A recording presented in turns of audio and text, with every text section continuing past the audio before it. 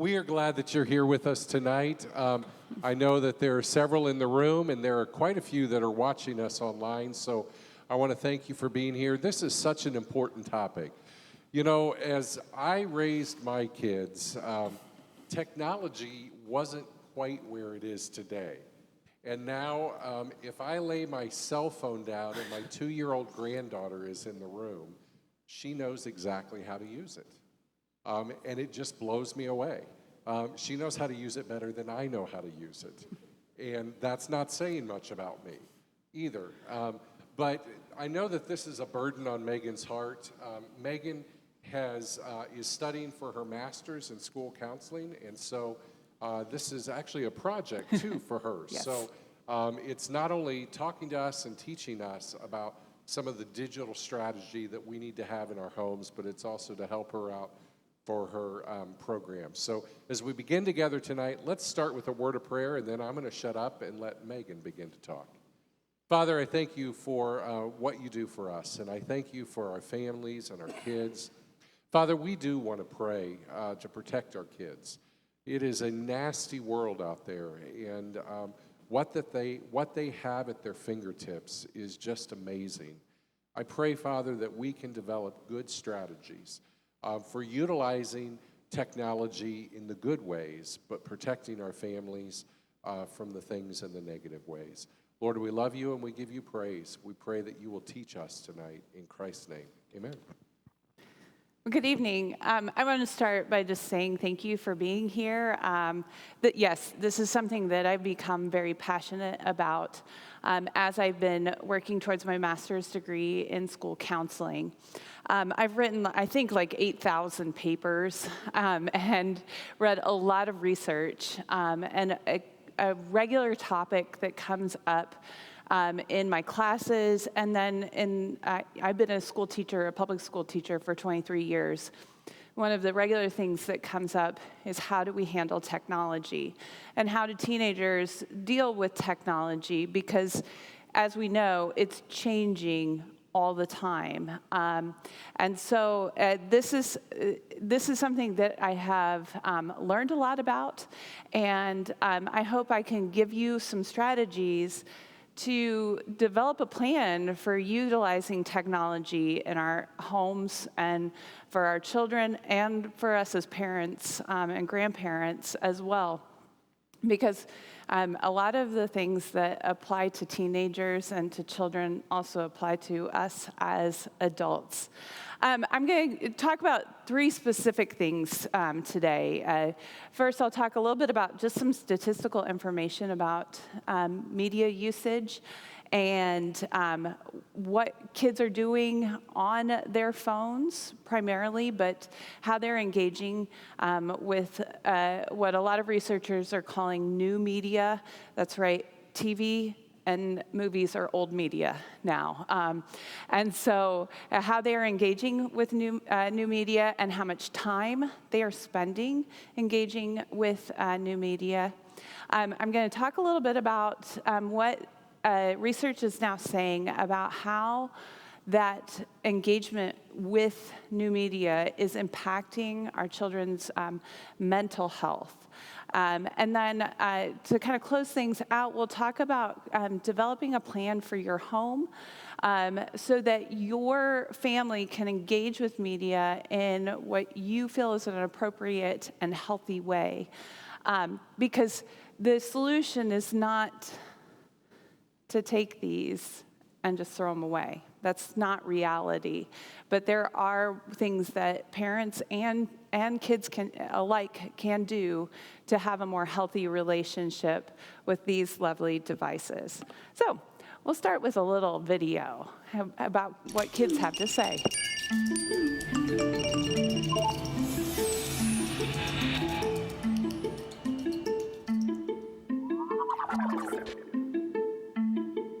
I check my phone a lot. More than I can count. I check it usually when I wake up in the morning. Before school, on the bus ride to school. During school. A couple times each class. At lunch. Probably check it at break. After school. Walking home. While I'm doing homework.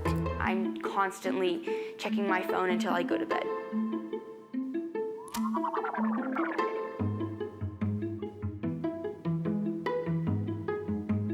I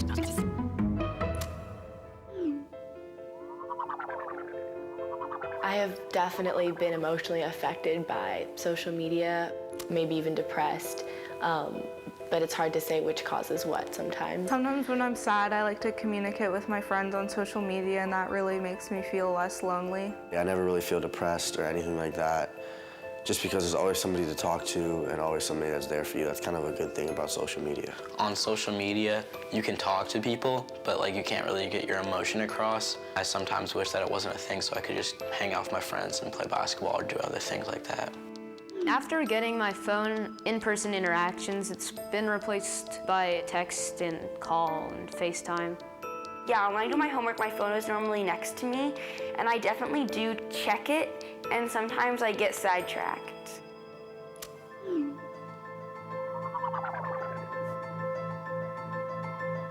If my parents saw some of the things that I saw on social media, I think they would be very shocked. I've heard racist and sexist comments in comment sections. There's a lot of bullying, obviously, that goes on online, which is horrible. They will comment something rude with language that is offensive, and people make it very personal and hurtful. They just want to invalidate you and your feelings. I don't really wish for the days when I didn't have my phone because it gives me so much like stuff that I like cherish. The thing I love most about social media is to stay connected with my friends. Over spring break, I broke my phone and I didn't have it for a week and everyone thought I was dead. It was just so impossible to contact me. I like to make artwork and write, and so sometimes I'll use that as a platform to display my art. I think I really enjoy social media when I am discussing issues with like-minded people or talking about things I'm very passionate about. I think it's a mixture of everything that's on social media that makes it so cool. There's like the Snap shows, there's Snapchat streaks. It's just something that's like a habit to do when I get on my phone. It's something new. It's always exciting. It keeps your attention, and that constant turnover of adding new things definitely contributes to the amount of time people spend on it.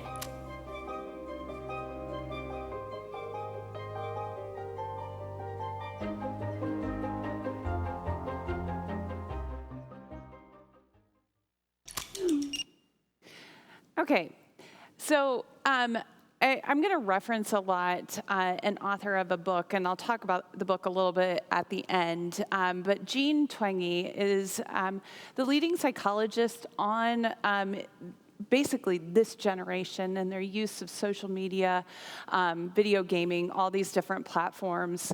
And one of the things that she said is like what the video said, that social media is not going to go away. Our phones' technology is not going to go away.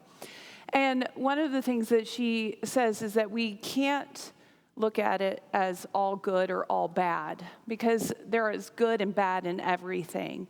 And so some of this information might be a little surprising to you, and then some of it is good information as well. So on average, and this is in 2015, seniors in high school spent about 6 hours a day engaging with new media, video games, their phones. And this was not engaging with new media for school purposes either. This is just their time spent on their phones or on video gaming. 8th graders were not much better. They spend about 5 hours a day engaging with new media. Now, she totals up in the book about how much time, on average, students are spending on each thing that they do: school, sleeping. And one of the things that she's found is that a lot of kids are multitasking. They are doing homework and they're engaging with their phones. They are, supposed to be, doing chores, but they're also on their phones. So we're doing a lot of multitasking when we're spending that amount of time. Also in 2015, 9% of teens stated that they played video games for 40 hours or more a week. That's a full-time job. 40 hours of video gaming in a given week. And just as a school teacher, seeing how much students love to play video games, I totally believe this statistic. And I suspect that now in 2024, that this number has gone up, probably because of how we engaged with new media during the pandemic and following. I believe that we probably did not cut back on our media consumption post-pandemic. I don't have that statistic though, so that's something that I'm a little unsure on. In 2022, teens spend an average of 15 to 30 minutes every day on Snapchat and 15 to 30 minutes additionally on Instagram. I know in my own house with my eldest child, Snapchat and Instagram are probably the two most popular apps for her to use. I hope that she's not part of this 11%. 11% of teens spend 2 to 3 hours a day on Instagram. And just kind of as an interesting side note on this, I was speaking with another teacher the other day, and they said they were so excited. They went to bed at 10 o'clock, and they grabbed their phone, and they began to scroll. And they started watching reel after reel after reel. That's the old person's version of TikTok. Watching reel after reel, and when they looked up, it was 10 after 11. That's a whole hour's worth of sleep that was lost due to the fact that they just couldn't put the phone down. So what Jean Twenge found when she did all of this research is that she found that adolescents and children are not doing things, okay? And they are not doing things that are typical, or at least typical of my generation, even typical of millennials. They're not driving. Students are waiting a lot longer to get their driver's license. There's a positive and a negative to that, okay? The positive is that we have seen vehicular safety improve. So that's something that we have seen, but one of the things that we have also seen, because kids are not driving, is they're not working part-time jobs anymore. It is very unlikely now that a child will work a part-time job during school. They're not doing homework, and that doesn't mean that they're not doing their homework. They're just not doing as much homework. Teachers don't assign as much homework as they did in the 90s, as they did in the 70s and the 80s. So they have less time to spend on homework. This is another thing that I thought was really interesting. They are not going out with their friends. So they're not going to movies. They're not going to hang out at the mall. The things that people did in my generation, which was going out. It's not uncommon for kids to stay in, and even high school age students who could go out without their parents are more likely to now go out with their parents. And if you remember, I certainly remember that when I was like a sophomore in high school before I got my driver's license and my mom had to drive me places, I was mortified to be seen with her. That is not the case any longer. They enjoy going out with their families. Again, it's not good or bad. It's just kind of the new reality. They are no longer reading for pleasure. And as a teacher, this is one that makes me a little sad, but it does have some real implications. One of the things that has happened is that our ACT and SAT scores have dropped dramatically, and it is directly correlated to the fact that that students are no longer reading for pleasure any longer, where in 1970, most students read on average 2 hours a day just for pleasure. They are reading for school, but they're just not reading for their own personal enjoyment. And the last thing is that they are no longer dating. Going out with someone and going on dates just isn't happening anymore. There's a whole new structure to the dating world where you're talking to someone and then maybe you are going out with them, but that doesn't necessarily mean that you've gone out on a date any longer. And some of these things have some positive things that have happened.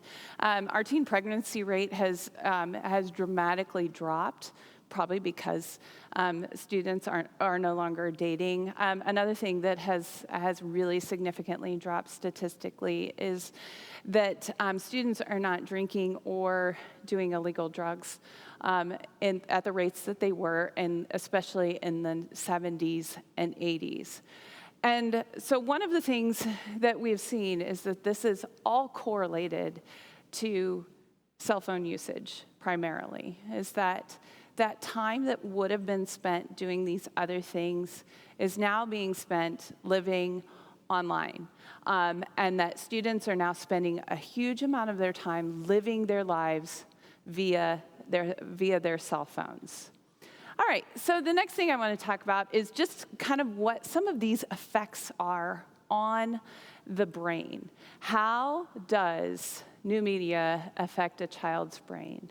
And before I give you some statistics, and I certainly don't want to overwhelm you with statistics, I think it's important to understand how a child's brain develops. There's a lot of talk, and most parents have heard about the prefrontal cortex.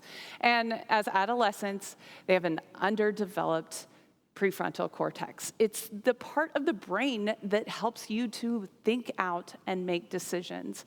Walk into any middle school in the United States and you will see the lack of a prefrontal cortex in action. It is spontaneous action all the time. Well, we talk about that a lot, and that is 100% true. But brain development doesn't just occur over time. It also occurs over experience. So our experiences lead to the development of our prefrontal cortex. So our kids are missing out on two things right now, especially if they are in that adolescent period. They don't have the time, and now we're spending more time online and engaged with this new media, and so we are missing out on some of the experiences. And so the brain is not 100% sure on how to process all of this, and so here are some of the things that happen when children and adolescents are engaging with social media and new media in general. As of 2015, 56% of eighth graders reported feeling unhappy when they spend 10 hours or more on social media in a given day. Okay, and trust me, some of them do spend that amount of time on social media. They were reporting that they are feeling unhappy a significant amount of time. 6 hours or more, 47% are feeling unhappy. Teens who are spending more time on social media are 27% more likely to be depressed. This is more than just being unhappy. To be diagnosed as depressed, you have to fit certain markers. Your mood has to be a certain way for a period of time, at least 2 weeks. You're not eating, maybe not sleeping, or you're sleeping more, or you're eating more. So there's a lot of markers that you need to hit to be diagnosed as being depressed. So kids who are spending time on social media are more likely to be depressed. Teens who spend 3 or more hours a day on electronic devices are 35% more likely to have a suicide risk factor. For me, that was that piece of information was kind of like that light bulb moment as a parent and as an educator going, oh my gosh, we have kids engaged with devices all the time at school, and kids have access to devices at school. What are we setting kids up for here? Teens now feel lonelier than they have since 1991. This is data that has been tracked since the 1970s. And so this is the loneliest that kids feel since 1991, all because of apps that are promising that you're connected. And they do help you feel connected. I will say, I utilize Facebook, and the kids tell me all the time that's the old people social media. I use Facebook and Instagram all the time. It has helped me to keep up with friends from high school who not only live all around the country, but live all around the world. It has allowed me to make connections with my friends from college. Again, they don't just live all around the country, they live all around the world. It has helped us to stay connected. But I'm also an adult, and sometimes I can tell myself to put things down. This is another interesting statistic, that in 2015, 1 in 5 girls had experienced a major depressive episode. And what the statistics show, and what a lot of the data shows, is that social media and social media consumption negatively impacts girls more than it negatively impacts boys. A lot of the data shows that they are more impacted by that than boys are. I don't know if it's less engagement or if there is something that makes us more naturally sensitive to what we see online. So with all of this information, there's a lot that we could do with this. Again, I said, we are connected to these. I've got like a whole bunch of notifications already. So we are very connected to these, and it's really tempting when you have those notifications, which is on purpose, of course, that you want to check them and engage some more.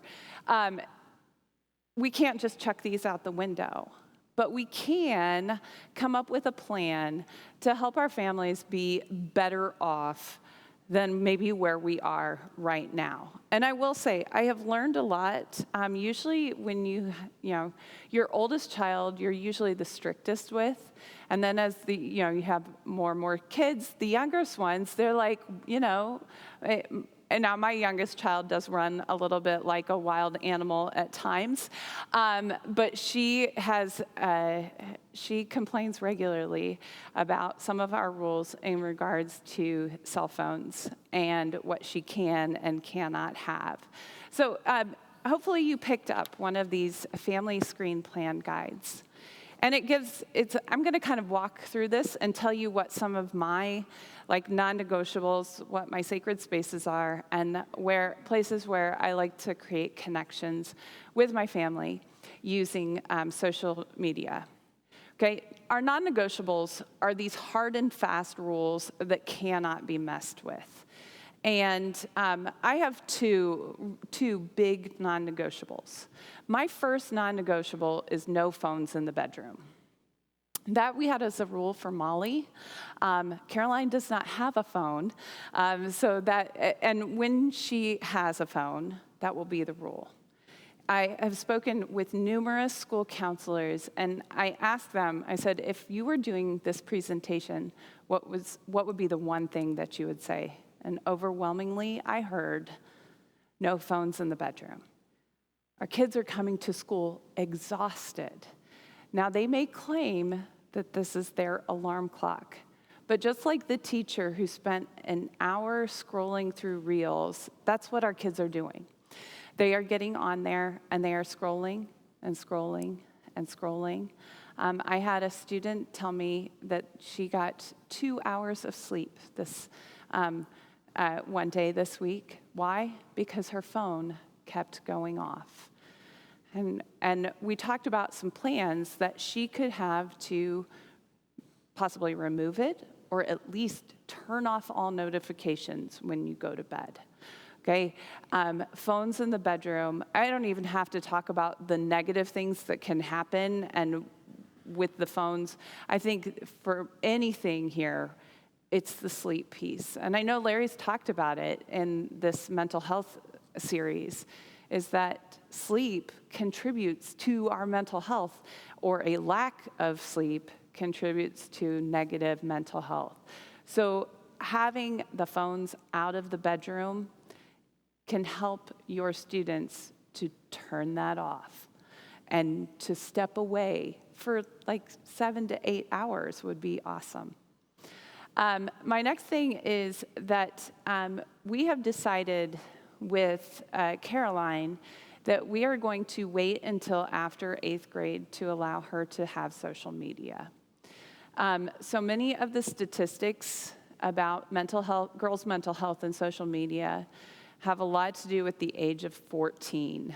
And once they are in high school and they reach that 15 to 18, the effects of social media, not that they are non-existent, but they seem to lessen, where younger children just the brains are not able to process that, and it's leading to these mental health issues.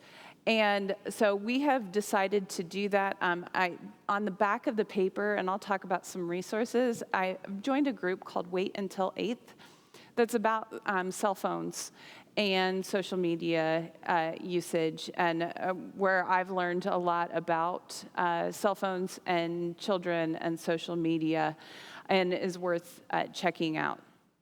So these are the rules that work for your house, though. This may not work for your house.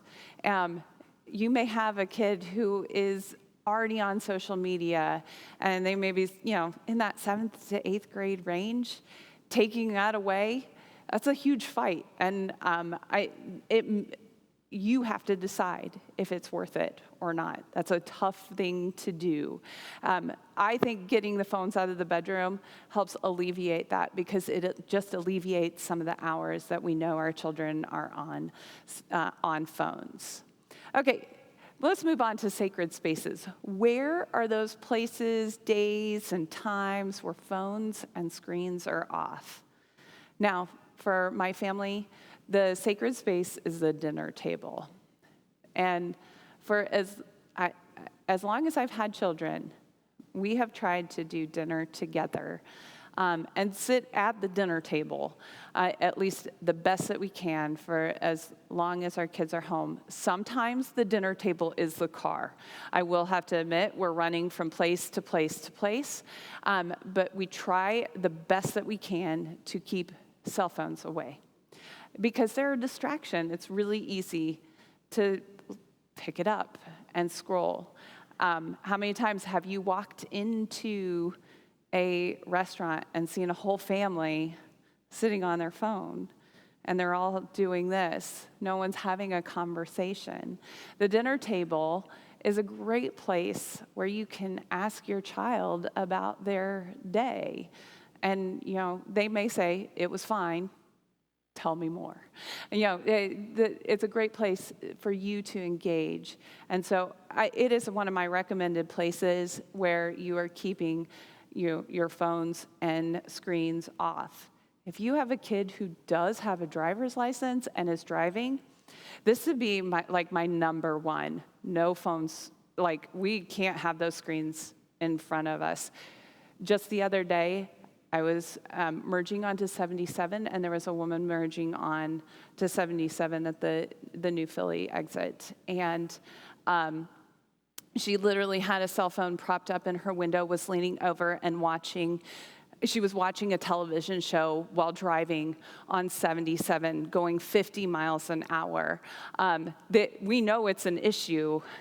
We have to teach our kids that we are not immortal or invincible, and that distracted driving is a real thing. So those two are my top two. When you're driving, and at the dinner table. And I think it's important, too, that we find places that we can create some connections with our kids using those media platforms that they love. If you have a kid who loves to play video games, play some video games with them. I don't say devote 40 hours a week to playing video games with them, but I think if you play some video games with them, you're making those connections. You can ask, why do you love Fortnite so much?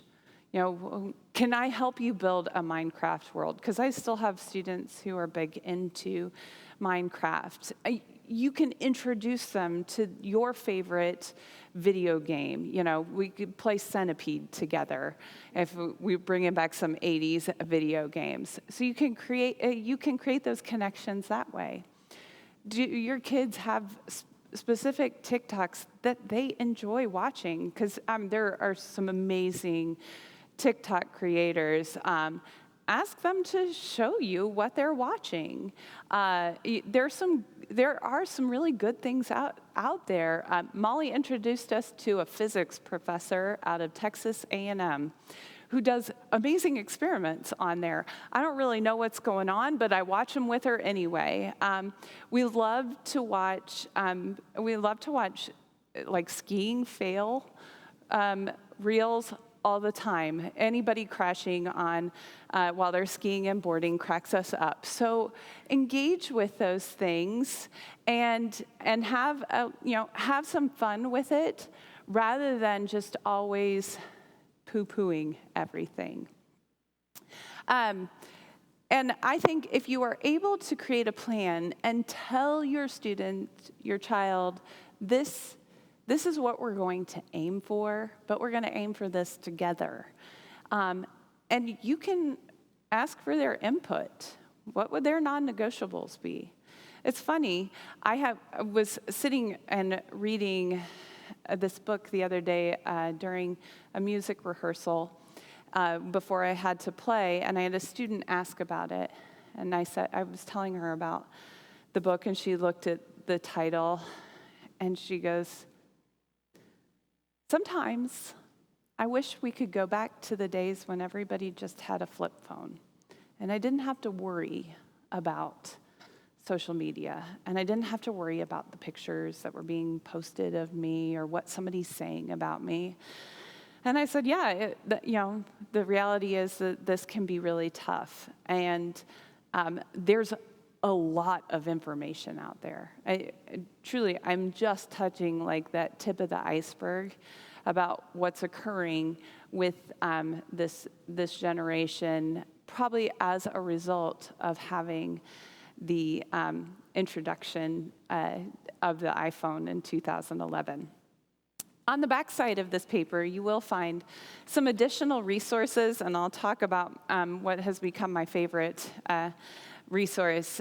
Wait Until 8th, they're a Facebook group, and then they also have a website as well, and they provide parents with training and additional resources for smartphones and technology. So if your child doesn't have a phone right now, they provide like, here's a phone that isn't a smartphone but looks like a smartphone, so that your kid doesn't feel like they're being totally ostracized from all their friends. That can be, I understand. Your kids want to fit in. My kids want to fit in, and I want them to fit in, but I also want to protect them. Kids Health is another great website to use, and it provides parents with resources and more information about media usage. And then the American Psychological Association recently came out with a warning about media usage and some guidelines based on ages and how your kids can engage with media, and just what some of those effects are on kids as far as media consumption is concerned. So, and then the last thing, and I'll hold this up. This is the book that I have been using. It's called iGen. This is what Jean Twenge, who is a professor at, I'll look here, San Diego State. She's a professor, and I said she is the leading researcher on what a lot of people are calling Gen Z or Gen Y. She has labeled iGen because they are so influenced by media. And she has a lot of great statistical data on this, but there are a lot of really great, she interviewed a ton of students of all ages about their relationship with media and how they believe that it has impacted them. And then she goes a lot further than I do, not just talking about mental health, but also talking about like financial insecurity that this generation feels that they face, et cetera. So it's very interesting. And it's saying that anybody in this generation was somebody who was born basically after 1995. And it's an excellent resource. She was interviewed recently on one of the news stations when Mark Zuckerberg had to testify to Congress about Facebook and social media's impact on teenagers. And I will say, she did call him out for saying that he knows what the impact is and is just choosing to ignore it, which is a little understandable since that's his business and he doesn't want his business to be impacted. And now for parents and adults, I have, first, I want to say, this is hard. It feels like every kid I see has a phone in their hand. With the restructuring of schools at Tusky Valley, I now see second graders, not in my classroom, but I see them before school walking in. And the number of second graders, 8 years old, walking in, phone in hand, staring at a screen. They have nicer phones than I do, of course. But they're all carrying phones, and they're all staring at them as they get off from the bus or they're coming in from their car. It's kind of surprising to me. But I understand it's hard because every kid, and your kids probably say every kid has one. I know, I hear that all the time. And it's been it's a hard battle that we are just choosing to have. And fortunately, Caroline at least goes along with it and doesn't argue too much. One of my favorite Facebook posts is a New Year's resolution that I see every year, which is, I want to be more present with my family this year. And my thought is, of course, well, irony is not dead because you're posting this on social media, the thing that is keeping you from being present with your families right now. And I love this picture of, this is of Tiger Woods, the first PGA championship that he won. And what you notice is that there are no phones in anybody's hands. Everybody is in the moment. It's such an amazing picture because everybody is experiencing the joy that Tiger Woods is experiencing right there. And then the next picture, this is from the Masters in, I think, 2019. This is actually from PGA of America about how cell phones have impacted the game of golf. Everybody's got their phone out. I like the one guy who's like trying to, I'm going to assume he is trying to film the trajectory of the ball. Okay, now, not everybody is on their phone, so some people are engaged, but the majority of people are taking pictures or filming video of Tiger Woods or wherever this shot is going to land. This is the reality of, you have a kid who's involved in any sort of activity, this is the reality of what you see at a sporting event. I spoke with a high school basketball coach recently, and he was like, I just wish parents would put the phones down and just watch their kids play. He's like, if the kid needs a video to submit to a coach, we've got that. We have the best camera angle in the entire place. We've got that. All they have to do is ask. But instead, we're filming everything. Larry's favorite happens to be the fireworks at Disney World, where everybody is taking a video of the fireworks. Never mind the fact that you could go back to your hotel room, get on YouTube, and find that exact video of better quality that a professional has made. Sometimes we forget how to be present in the moment with our own families. And so that requires us, as the adults in the room, to also put the phones away, to take them and put them in whatever drawer they need to go in. I do not take my phone to my bedroom. It goes in a drawer that we have that's a charging station, and that's where it stays. Now, Larry's phone does go upstairs because we do have a college student who lives in California who forgets there's a 3-hour time difference and sometimes calls. And I love snow days like everybody else does, and I do love that phone call. But it is hard to part with our phones. It's hard to put those down. But in order to be present and to be those examples that our kids need on, here's what good technology usage is, it means that we have to put them away and say, not now. That email can wait. That phone call can wait. That text message that wants the donation, from the American Red Cross that I get like every 3 days, that one can wait as well. I don't need to respond to it.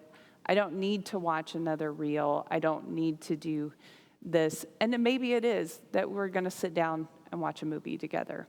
Or we're going to play video games together. Or we're going to play a board game together because that's what Caroline likes to do.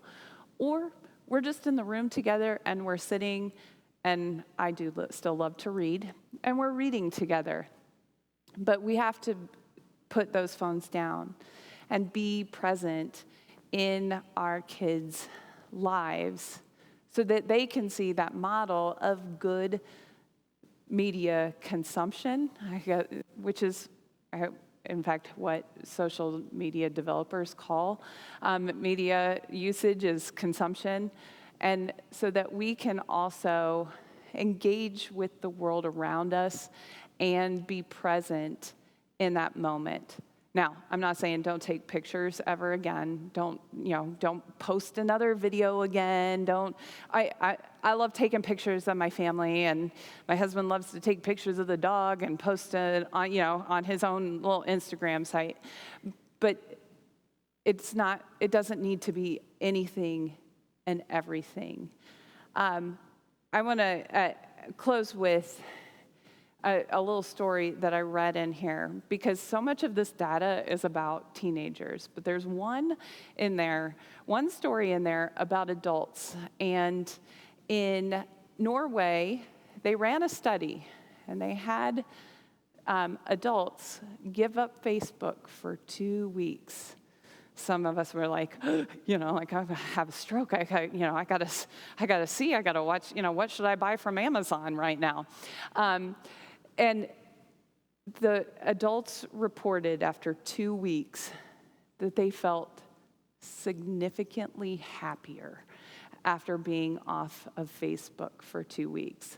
And so I think that's a great lesson for us, is that we can maybe be a little bit happier and be a little bit more present with the people around us in an age where everybody is doing this all the time.